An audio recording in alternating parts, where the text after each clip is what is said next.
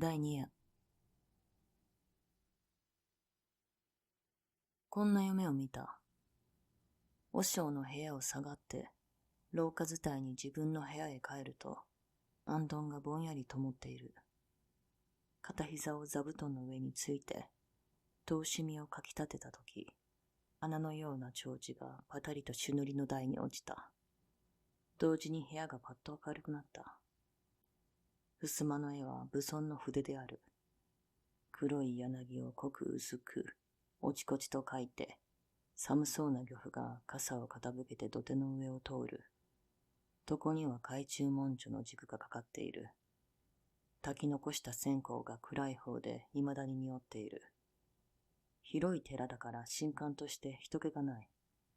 黒い天井に刺す丸あんどんの丸い影が仰向く途端に生きているように見えた。縦膝をしたまま左の手で座布団をめくって右を差し込んでみると思ったところにちゃんとあった。あれば安心だから布団を元のごとく直してその上にどかりと座った。お前は侍である。侍なら悟れぬはずがなかろうと和尚が言った。そういつまでも悟れぬところを持ってみると、お前は侍ではあるまいと言った。人間のクズじゃと言った。はは、怒ったなと言って笑った。悔しければ悟った証拠を持ってこいと言ってぷいっと向こうを向いた。けしからん。隣の広間の床に据えてある置き時計が次の時を打つまでにはきっと悟ってみせる。悟った上で今夜また入室する。そうして和尚の首と悟りと引き換えにしてやる。悟らなければ和尚の命が取れない。どうしても悟らなければならない。自分は侍である。もし悟れなければ自尽する。侍が恥ずかしめられて生きているわけにはいかない。きれいに死んでしまう。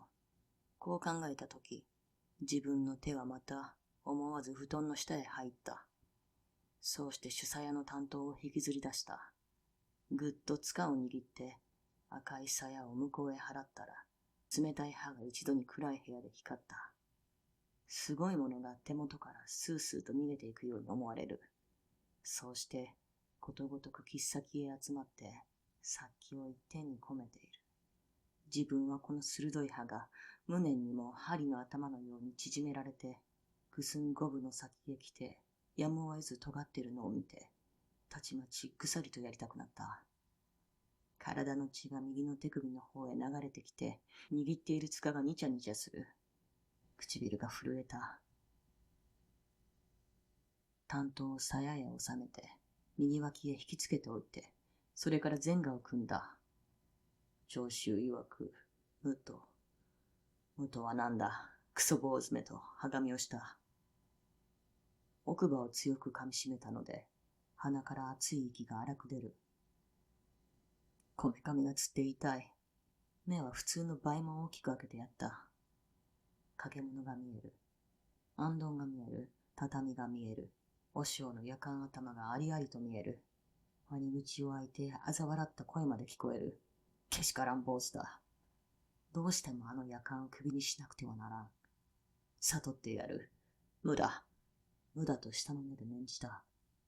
無だというのにやっぱり線香の匂いがした。なんだ線香のくせに。自分はいきなりげんこつを固めて自分の頭を嫌というほど殴った。そうして奥歯をギリギリと噛んだ。両脇から汗が出る。背中が棒のようになった。膝の継ぎ目が急に痛くなった。膝が折れたってどうあるものかと思った。けれども痛い。苦しい。無はなかなか出てこない。出てくると思うとすぐ痛くなる。腹が立つ。無念になる。非常に悔しくなる。涙がほろほろ出る。一思いに身を大岩の上にぶつけて、骨も肉もめちゃくちゃに砕いてしまいたくなる。それでも我慢してじっと座っていた。耐え難いほど切ないものを胸に入れて忍んでいた。その切ないものが体中の筋肉を下から持ち上げて、毛穴から外へ吹き出よう吹き出ようと焦るけれども、どこも一面に塞がって、まるで出口がないような残酷極まる状態であった。そのうちに頭が変になった。あんどんも武尊の絵も、畳も違い棚も合ってないような、なくってあるように見えた。と言って、ムーはちっとも厳選しない。ただいい加減に座っていたようである。ところへ、忽然隣座敷の時計がチーンと鳴り始めた。